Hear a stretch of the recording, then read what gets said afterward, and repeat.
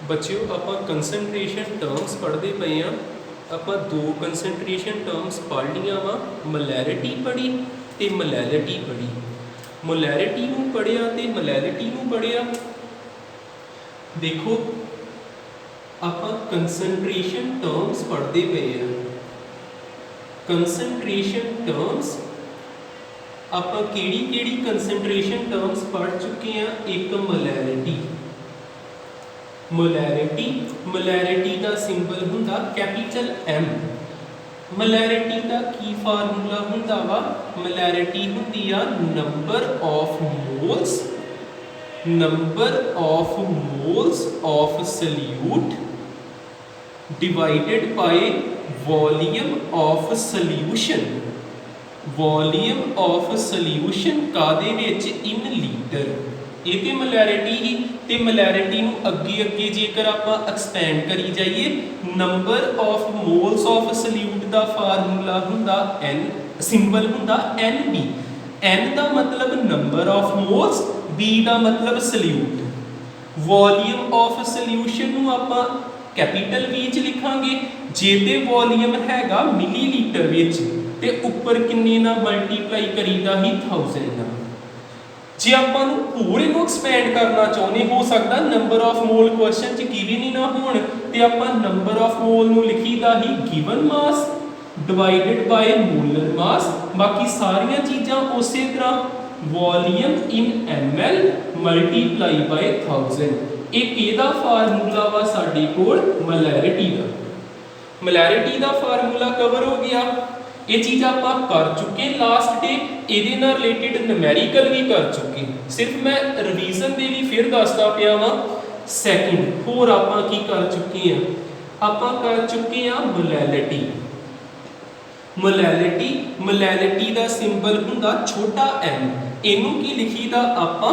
Number of moles of solute divided by volume ਇਹਦੇ ਵਿੱਚ ਆਉਂਦਾ, ਇਹਦੇ ਵਿੱਚ ਕੀ ਆਉਂਦਾ? Mass of solvent in kilogram. ਦੇਖੋ ਦੋਨਾਂ 'ਚ ਫਰਕ ਕੀ ਆ? ਮੋਲੈਰਿਟੀ ਦੇ ਵਿੱਚ ਵੋਲੀਅਮ ਵਾਲੀ ਚੀਜ਼ ਆਉਣੀ ਆ, ਮੋਲੈਲਿਟੀ ਦੇ ਵਿੱਚ ਮਾਸ ਆਉਣਾ। ਤੇ ਮਲੈਰਿਟੀ ਦੀ ਲਿਮਿਟੇਸ਼ਨ ਕਿੰਨੇ ਬਣਾਈ? ਵੋਲੀਅਮ ਨੇ। ਟੈਂਪਰੇਚਰ ਬਦਲ ਗਿਆ, ਵੋਲੀਅਮ ਬਦਲ ਗਿਆ, ਮਲੈਰਿਟੀ ਬਦਲ ਗਈ। ਮਲੈਰਿਟੀ ਦਾ ਡਰਾਬੈਕ, ਮਲੈਰਿਟੀ ਦੀ ਲਿਮਿਟੇਸ਼ਨ ਕੀ ਆ? ਕਿਉਂਕਿ ਇਹਦੇ 'ਚ ਕਿਹੜੀ ਚੀਜ਼ ਇਨਵੋਲਵ ਹੈਗੀ ਆ? ਵੋਲੀਅਮ। ਇਹਨੂੰ ਅੱਗੇ ਲੈ ਕੇ ਚੱਲਦੇ ਆ ਆਪਾਂ। ਨੰਬਰ ਆਫ ਮੋਲਸ ਨੂੰ ਆਪਾਂ ਸਿੰਬਲ ਦੇਈਦਾ N, ਸੋਲਿਊਟ ਦਾ ਸਿੰਬਲ ਹੁੰਦਾ ਕੈਪੀਟਲ B, ਮਾਸ ਦਾ ਸਿੰਬਲ ਹੁੰਦਾ W, ਸੋਲਵੈਂਟ ਦਾ ਸਿੰਬਲ ਹੁੰਦਾ A। ਜੇਕਰ ਇਹ ਹੈਗਾ ਗ੍ਰਾਮ ਦੇ ਵਿੱਚ ਤੇ ਉੱਪਰ ਕਿਹਦੇ ਨਾਲ ਮਲਟੀਪਲਾਈ ਕਰਾ ਦੇਣਾ? 1000 ਨਾਲ। NB ਨੂੰ ਆਪਾਂ ਅੱਗੇ ਵੀ ਐਕਸਪੈਂਡ ਕਰ ਸਕਦੇ। ਕੀ ਲਿਖ ਸਕਦੇ? WB over MB into WA ਇਨ ਗ੍ਰਾਮ, ਉੱਪਰ ਕੀ ਲਿਖ ਦੇਣਾ? 1000। ਇਹ ਕਿਹਦਾ ਫਾਰਮੂਲਾ ਹੈਗਾ ਵਾ? ਮਲੈਲਿਟੀ ਦਾ। ਤੇ ਜੇਕਰ ਤੁਹਾਨੂੰ ਕੋਈ ਪੁੱਛੇ ਮਲੈਲਿਟੀ ਵਧੀਆ ਕਿ ਮਲੈਰਿਟੀ ਵਧੀਆ, ਸਭ ਤੋਂ ਵਧੀਆ ਕਿਹੜੀ ਹੁੰਦੀ ਆ? ਮਲੈਲਿਟੀ। ਕਾਰਨ ਕੀ ਆ? ਇਹ ਟੈਂਪਰੇਚਰ ਤੋਂ ਇੰਡੀਪੈਂਡੈਂਟ ਆ। ਜੇ ਤੁਸੀਂ ਲਾਸਟ ਇਹ ਚੀਜ਼ ਨਹੀਂ ਲਿਖੀ ਦੁਬਾਰਾ ਲਿਖ ਲਿਓ। ਇਹ ਕਿਹਦੇ ਤੋਂ ਇੰਡੀਪੈਂਡੈਂਟ ਹੈਗੀ ਆ? ਟੈਂਪਰੇਚਰ ਤੋਂ ਇੰਡੀਪੈਂਡੈਂਟ ਆ। ਤੇ ਜਿਹੜੀ ਮੋਲੈਰਿਟੀ ਹੁੰਦੀ ਉਹ ਕਿਹਦੇ ਤੇ ਡਿਪੈਂਡ ਕਰਦੀ? ਤਾਪਮਾਨ ਤੇ ਟੈਂਪਰੇਚਰ ਤੇ ਡਿਪੈਂਡ ਕਰਦੀ। ਦੋਨਾਂ ਦੇ ਯੂਨਿਟ ਵੀ ਦੱਸੇ ਹੀ। ਅੱਜ ਆਪਾਂ ਥਰਡ ਕੰਸੈਂਟ੍ਰੇਸ਼ਨ ਟਰਮ ਪੜ੍ਹਨੀ ਆ, ਨੋਰਮੈਲਿਟੀ। ਅੱਜ ਆਪਾਂ ਕਿਹਨੂੰ ਪੜਾਂਗੇ? ਨੋਰਮੈਲਿਟੀ ਨੂੰ। ਨੋਰਮੈਲਿਟੀ ਇਹਨਾਂ ਦੋਨਾਂ ਤੋਂ ਡਿਫਿਕਲਟ ਆ। ਸਮਝਿਓ ਵਧੀਆ ਕਿੱਦਾਂ ਉਹਦੇ ਨਿਊਮੈਰੀਕਲ ਆਪਾਂ ਬਣਾ ਸਕਦੇ। ਪਹਿਲਾਂ ਉਹਦਾ ਐਕਸਪ੍ਰੈਸ਼ਨ ਬਣਾਉਣੀ ਪ੍ਰੋਪਰ। ਥਰਡ ਸਾਡੇ ਕੋਲ ਟਰਮ ਆ ਗਈ ਨੋਰਮੈਲਿਟੀ। ਨੋਰਮੈਲਿਟੀ ਦਾ ਸਿੰਬਲ ਹੁੰਦਾ ਕੈਪੀਟਲ N।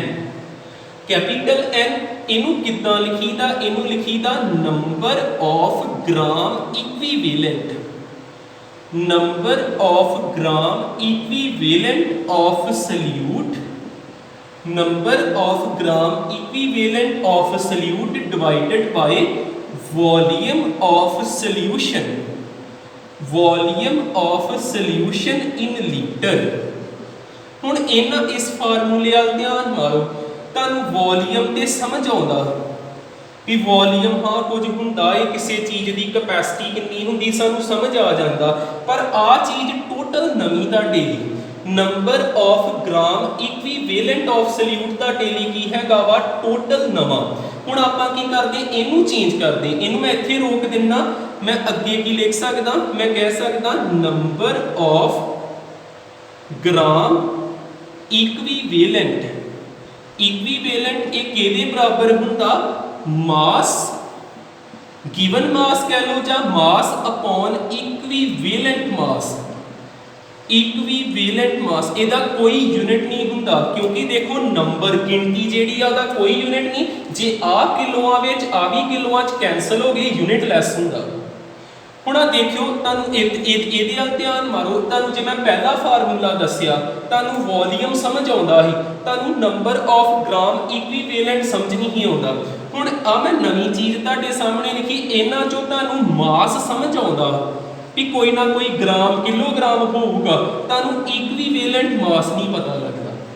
हुण मैं इनू भी अगे तोड़दा, जिद्दां आ 1 हो गया, आ सैकेंड हो गया, इनू भी अगे मैं एक्सपेंड करदा, मैं की लिखूंगा इक्विवेलेंट मास। इक्विवेलेंट मास एक किहदे इक्वल हुंदा वा, इनू लिखीदा आपां molecular mass. Molecular mass divided by molecular mass divided by acidity, acidity basicity, basicity ते पॉजिटिव वैलेंसी, पॉजिटिव वैलेंसी। हुण फिर तुहाडे अगे तीजी नवीं चीज़ आ गई। देखो मैं हर एक चीज़ नूं सौखा करने की कोशिश करता पिया, मैं सीधा फार्मूला नहीं लिखाउण दिया, मैं तुहानूं क्या नॉर्मैलिटी पढ़ांगे, मैं सामने फार्मूला लिखता तो नमैरिकल नहीं कर लगा, क्योंकि मैनूं पता तुहानूं नंबर ऑफ ग्राम इक्विवेलेंट नहीं पता। फिर मैं क्या भी इनू इदां तोड़ सकते, फिर तुहानूं मास समझ आ गया, तुहानूं इक्विवेलेंट मास नहीं पता होगा, फिर मैं क्या भी इक्विवेलेंट मास नूं इदां लिख सकते। हुण तुहानूं मॉलिक्यूलर मास समझ आ गया, इनू कड्डी दा किद्दां वा फिर दस दूंगा, वैसे सौखा ही अगे भी कीता आपां। तुहानूं एसिडिटी नहीं पता लगी, बेसिसिटी नहीं पता लगी ते पॉजिटिव वैलेंसी नहीं पता लगी। पहली गल एसिडिटी दा सिंबल हुंदा PH, बेसिसिटी दा सिंबल हुंदा POH ते पॉजिटिव वैलेंसी नूं इदां लिखीदा। हुण आपां की करदे, पहलों एसिडिटी पता करिए, फिर बेसिसिटी पता करिए, फिर पॉजिटिव वैलेंसी किद्दां हुंदी।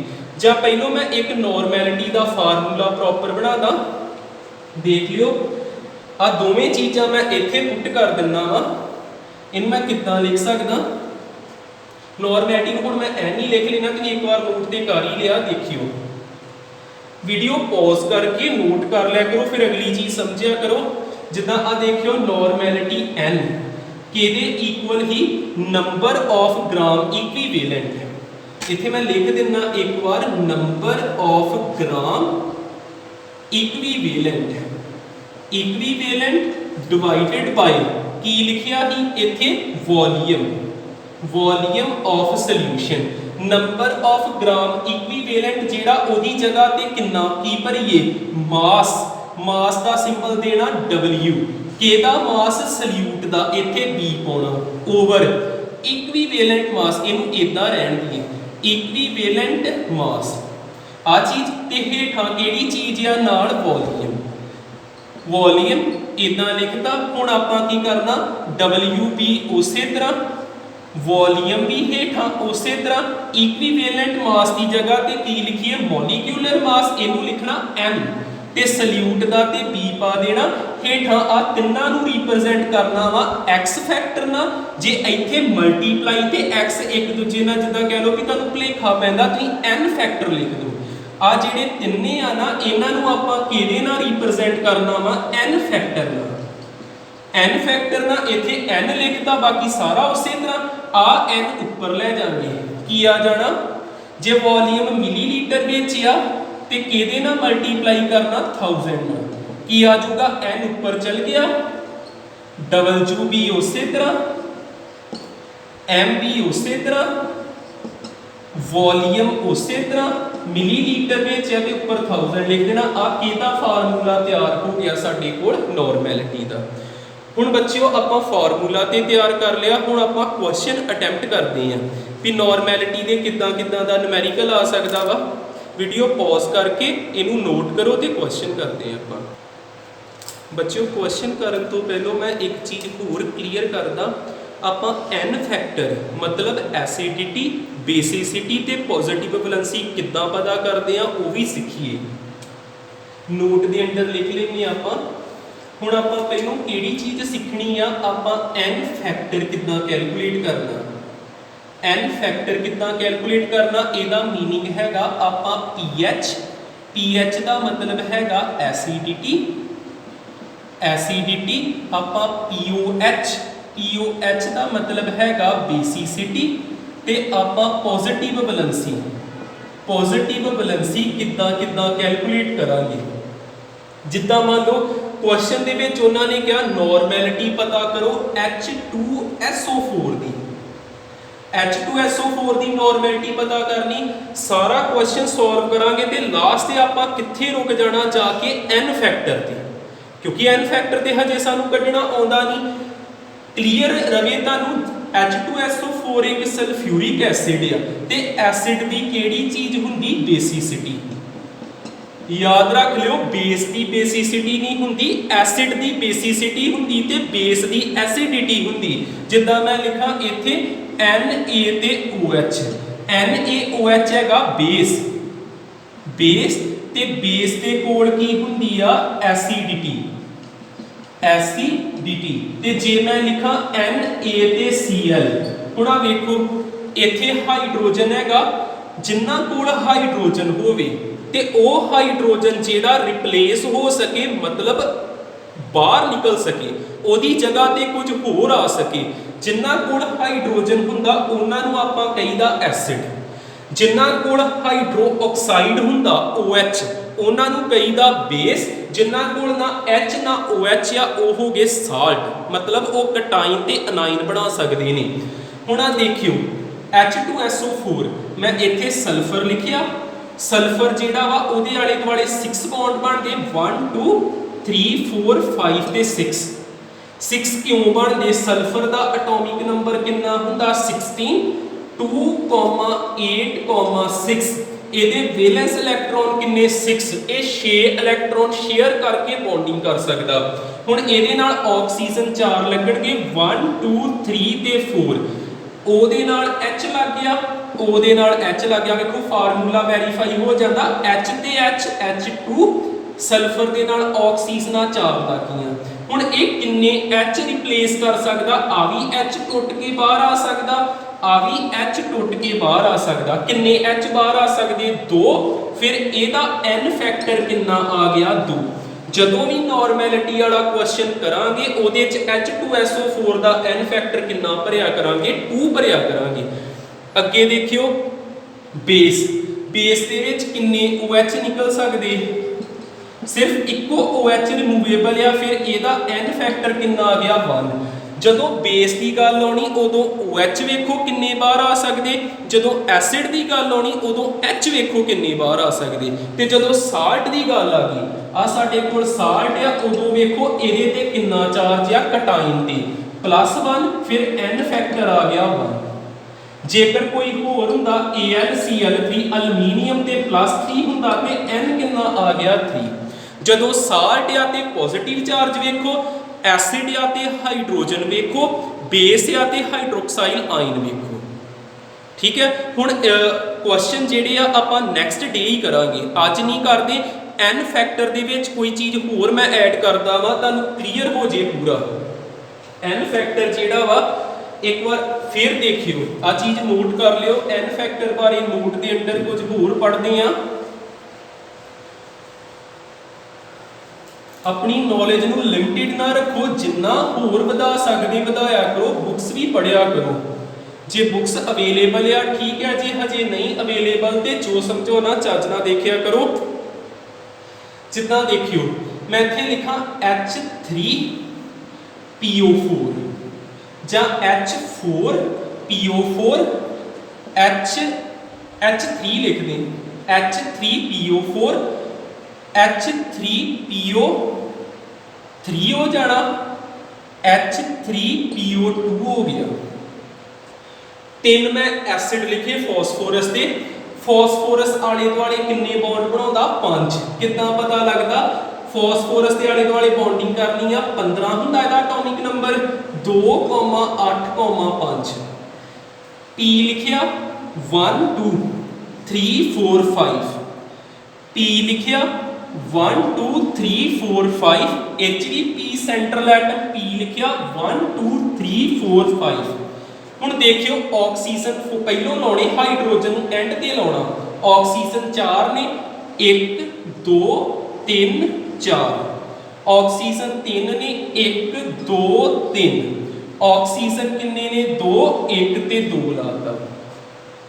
हुण जेकर हुण आपां लाउने H, याद रहे ऑक्सीजन डबल बॉन्ड बनाऊंगा, इत्थे ऑक्सीजन ने डबल बनाया, इत्थे सिंगल आ ते ऑक्सीजन ने एक होर बॉन्ड बनाउणा हाइड्रोजन नाल, इत्थे सिंगल आ एक होर हाइड्रोजन नाल, सिंगल एक होर हाइड्रोजन, 3 हाइड्रोजन भी लाते।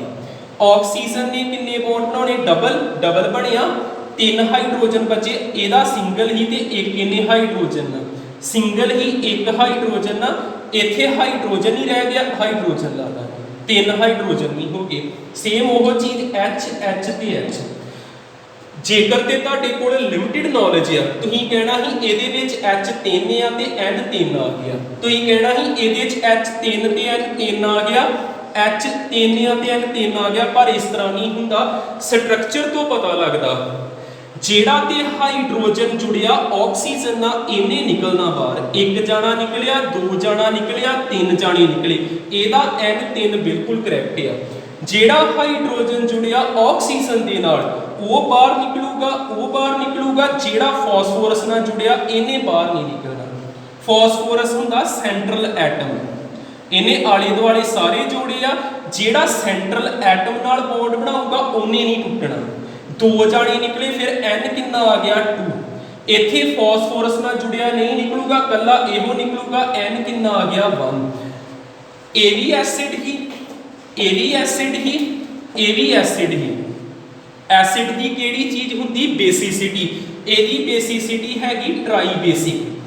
3 जाने बाहर निकल सकते, 3 दी वर्ड वरतना ट्राई, 2 जाने बाहर निकल सकते डाई, 1 जाना बाहर निकल सकता मोनो, मोनो 1 लिया होना।